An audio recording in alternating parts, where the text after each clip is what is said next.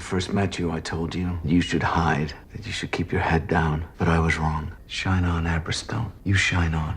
Walau telat, video ini adalah hutang kepada beberapa subscriber yang menanyakan kelanjutan dari video The Shining yang gue buat beberapa bulan yang lalu. Gue akan bahas semua yang perlu kita ketahui tentang Dr. Sleep termasuk plot dan sedikit penjelasan dan review. Pastikan teman-teman sudah subscribe YouTube channel ini, like dan komen, dan tonton sampai akhir video agar tahu apakah film ini lebih bersinar atau apakah sequel ini harus diabaikan.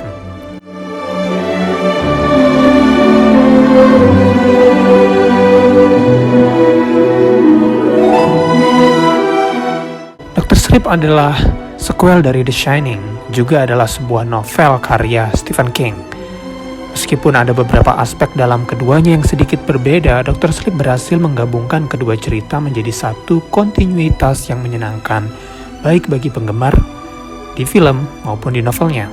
Gue pikir gue akan bahas The Shining dulu secara garis besar yang mendasar, karena film ini layak untuk ditonton sebagai lanjutan mahakarya Stephen King. Di dalam The Shining, karakter utama Jack Torrance adalah seorang novelis yang mencoba menyelesaikan buku pertamanya, mengambil pekerjaan paruh waktu sebagai penjaga hotel di Overlook di pegunungan Rocky di sepanjang musim dingin. Ia mengajak istrinya, Wendy, dan putranya Danny, yang ternyata Danny memiliki seorang teman imajiner bernama Tony. Kewarasan Jack perlahan mulai hilang dan dia menjadi benci sama keluarganya, mudah marah, hingga berusaha membunuh mereka. Dalam film itu, Danny kecil belajar dari seorang koki hotel bernama Dick Hallorann bahwa ia memiliki kemampuan psikis yang dikenal sebagai The Shining yang memungkinkannya untuk melihat hantu dan elemen supranatural di sekitar hotel.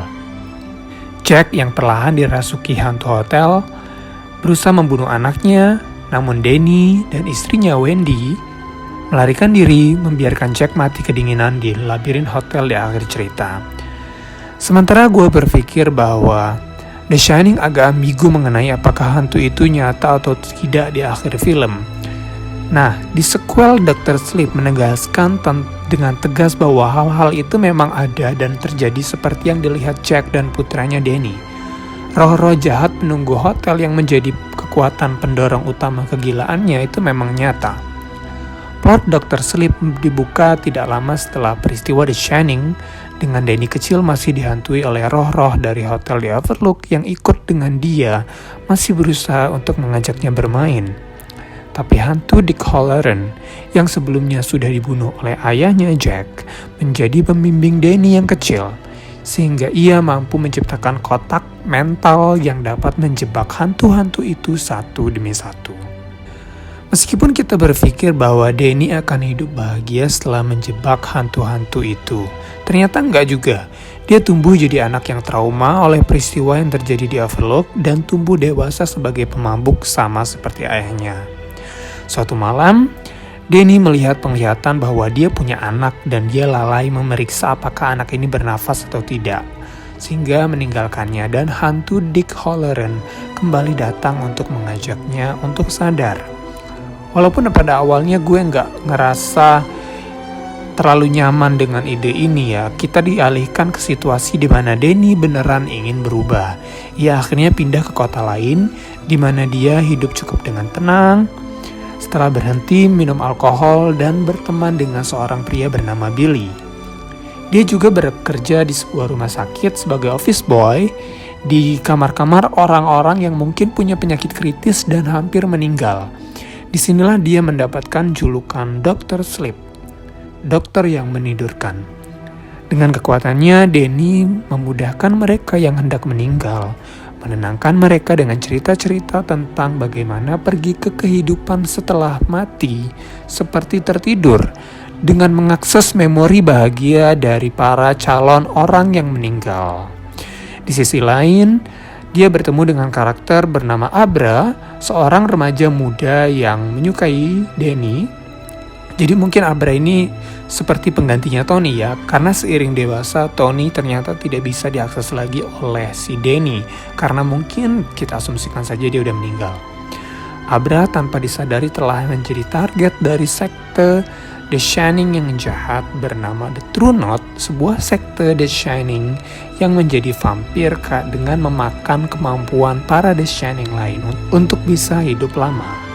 The True Knot yang dipimpin oleh karakter bernama Rose the Head bersama-sama memperpanjang umur mereka selama mereka terus membunuh The Shining lain lagi dan lagi.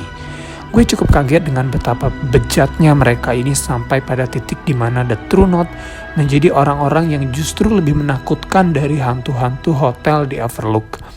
Abra yang adalah The Shining yang kemampuan paranormal yang sangat kuat mengetahuinya dan mencoba meminta bantuan Danny untuk menghentikan nafsu bejat mereka. Sementara pembukaan Dr. Sleep cukup lambat ya, dan mungkin disengaja untuk mengembangkan karakter The True Knot, memberi mereka motif untuk penonton bisa benci mungkin. Abra yang memohon kepada Danny yang awalnya menyarankan dia untuk menyembunyikan kemampuannya seperti dia, setelahnya tersadar bahwa mereka hanya akan terus datang sampai gadis itu mati secara brutal. Dia tahu bahwa tidak ada pilihan lain selain membawa mereka langsung. Dengan bantuan Billy, Danny berhasil menemukan jasad anak yang hilang, lalu mereka menarik The True Knot ke hutan menggunakan Abra sebagai umpan dan menembak mereka semua satu demi satu. Disinilah film ini menurut gue benar-benar menendang seperti gabungan X-Men dan Terminator, dan gue benar-benar menyukai ide dari Stephen King sebagai penulis horor abad ini. Namun tidak semuanya berjalan seperti Danny dan Abra dan Billy inginkan. Billy akhirnya bunuh diri setelah salah satu paranormal memintanya untuk bunuh diri sebelum dia akhirnya mati. Salah satu pasukan The True Knot yang dikenal dengan Gagak atau The Crow juga memiliki pengalihan mereka sendiri dan mereka mendobrak masuk ke rumah Abra, membunuh ayahnya dan menculik Abra. Sementara Abra bisa keluar dari situasi karena bantuan dari Danny yang sekarang akhirnya mengakses kemampuannya lagi. Mereka menyadari bahwa hanya ada satu cara untuk menggantikan Rose the Head, karena Rose sepertinya adalah The Shining yang kuat sekali. Mereka memancingnya untuk pergi ke hotel The Overlook dengan harapan bahwa hantu-hantu di sana akan berpesta pora memakan si Rose the Head. Ini adalah premis yang luar biasa untuk final, dan menonton Danny mengambil perjalanan panjang ke lokasi yang terisolasi mengingatkan kita akan memori mengerikan dalam The Shining. Tim kreatif sutradara benar-benar membuat semua nuansa perjalanan ini terasa mengerikan ya, ditambah dengan scoring orkestra yang menggelegar yang hampir sama dengan The Shining itu sendiri, benar-benar membuat kita bersemangat ketika mereka akhirnya tiba di hotel untuk babak final. Di sini akhirnya Danny menyuruh Abra menunggu sementara dia pergi dan menghidupkan hotel yang terbengkalai itu, membangunkan apa yang ada di dalamnya, mengawasinya melaju melewati lorong-lorong, dan semua pengaturan ikonik adalah tontonan horor yang magis untuk ditonton dan rasanya seperti penggemar setia akan nostalgia dengan potongan-potongan film The Shining. Danny menyalakan hotel, mengunjungi kamar mandi tempat adegan Here Johnny yang terkenal itu, dan kemudian pergi ke bar di mana dia akhirnya bertatap muka dengan ayahnya yang sekarang berada di posisi Lloyd the barman. Orang telah berteori selama beberapa dekade apakah Jack ikut menjadi bagian hotel atau tidak. Akhirnya terjawab juga. Jack akhirnya menawarkan minuman kepada Danny yang menyatakan bahwa itu adalah obat yang akan membantu menyembuhkan penyakit kehidupan yang diderita oleh Danny, tetapi Danny menolaknya, membuat Jack akhirnya marah. Adegan ini menurut gue itu sangat brilian dan merupakan reka ulang sempurna untuk adegan asli dari film The Shining ya. Walaupun aktornya sedikit mirip dengan Jack Nicholson, dia benar-benar membawa nada suara karakter yang mencerminkan orang seperti apa Danny ini. Setelah Rose the Head datang dan Danny dan Abra akhirnya bertarung mati-matian melawan Rose the Head yang ternyata memang Rose the Head ini kuat sekali, Danny akhirnya membuka kotak-kotak pengurung hantu-hantu The Overlook dan membebaskan mereka satu demi satu. Rose the Head mati, tapi Danny akhirnya berhasil dikuasai oleh hantu The Overlook, dikuasai oleh si hotelnya ya. Kini berusaha mengapak si Abra, persis seperti Jack berusaha mengapak si Danny dulu sekali. Tapi Danny ternyata lebih kuat dari yang diperkirakan oleh hantu hotel. Di dalam novel The Shining yang asli, Overlook ini dihancurkan pada akhirnya karena meledak. Ini tampaknya membuatnya menjadi lingkaran penuh kali ya. Sementara Abra dapat melarikan diri keluar sama seperti Danny kecil dan ibunya dulu.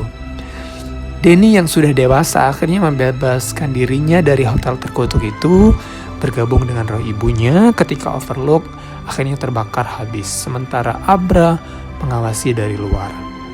Di akhir cerita, Abra berbicara dengan Danny bagaimana dia khawatir bahwa mungkin di dunia ini ada orang-orang yang lebih buruk daripada Rose.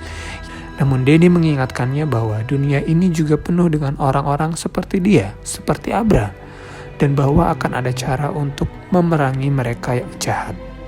Ibu Abra memanggil Abra dan bertanya kepada Abra kepada siapa dia berbicara ketika kita akhirnya menyadari bahwa Danny memang meninggal bersama hotel itu dan sekarang bertindak sebagai mentor untuk gadis itu yang mirip dengan apa yang telah dilakukan Dick Hallorann terhadapnya.